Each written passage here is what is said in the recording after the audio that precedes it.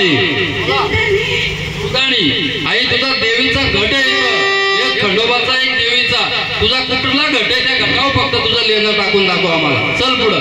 कुठला घट आहे तुझा तो घट दाखव फक्त लेणं द्या हातावरती महाराज द्या लेणं कुंकवाचा हातावरती आणि तुझा घट कुठे आहे तो घट दाखवून दे घ्या लेणं कुठल्या घटावर बसला ते घट फक्त दाखवा बोल आई जीवदानी माते बघ आई तू आनंदात आलीस या गायकर परिवाराच्या गोंधळाला या झाडामध्ये प्रवेश केला संचार केला या झाडाला कुठं वाजला गाजला त्रास द्यायचा नाही जेव्हा कुळाचा कार्यक्रम असेल त्याच वेळेस यायचा आणि तुझा काय मानपान राहिला असेल तर या गोंधळात सांगून दे काय राहिलंय का काय राहिलंय बोला बोला तुझा काय मानपान राहिलाय सांगून दाखव बोला पोचलाय मानपान तुझा नाही ना काय मान दिला पाहिजे तुला आणि कुठं दिला पाहिजे ते पण सांग म्हणजे या झाडाला त्रास होता कामा नाही पुन्हा बोला तुम्ही मुखाने बोललं सांगितलं तर तुम्हाला मान मिळेल सांगितलं नाही तर मान मिळणार नाही बोला आनंदा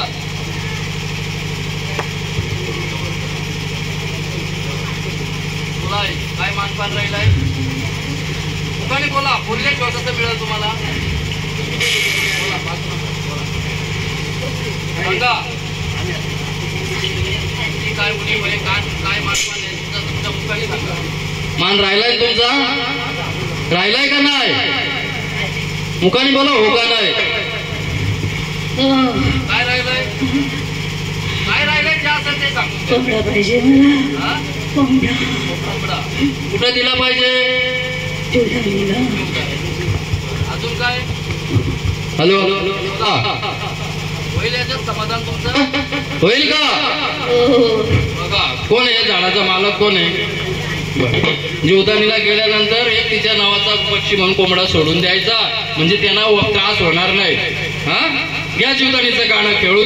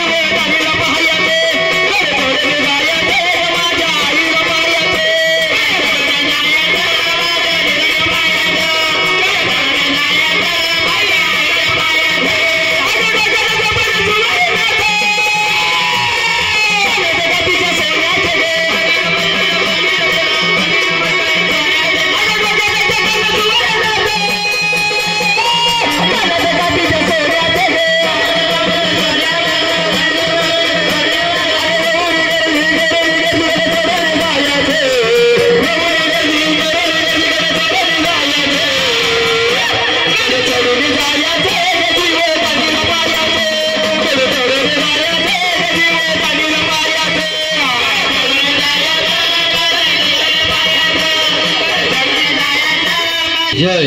बघ आई आता या झाडामध्ये संचार घेतलाय तसं या कुळामध्ये आला या कुळाला सुख समाधान लाभेल ना लाभेल का जसा तुझा आनंद तसा परिवाराचा आनंद झाला पाहिजे आता 5 सुवासनी माल द्या आणि झाडाला आपण शांत ठेवू या 5 जणी उठा बरं पटापट चला 5 सुवासनी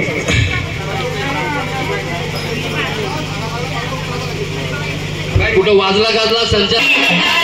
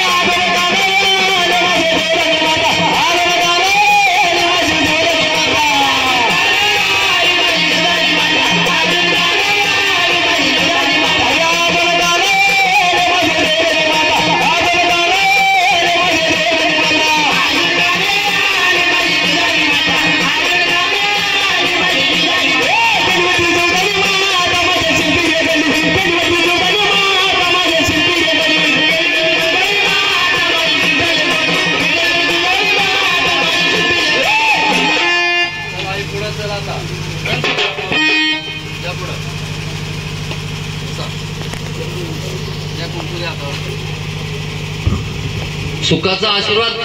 संचार घेतलाय ना तुम्ही? बोला, सुख द्यासाठी संचार घेतलाय का झाडामध्ये? मग वाजला गाजला संचार नकोय आम्हाला. पुढचा कार्यक्रम असेल तेव्हाच यायचंय, जेव्हा गडावर गेली तेव्हा या, पण असा कुठं लग्न भजनात संचार नकोय आम्हाला. चालेल ना? या वचन आता द्या कापूर पेटून.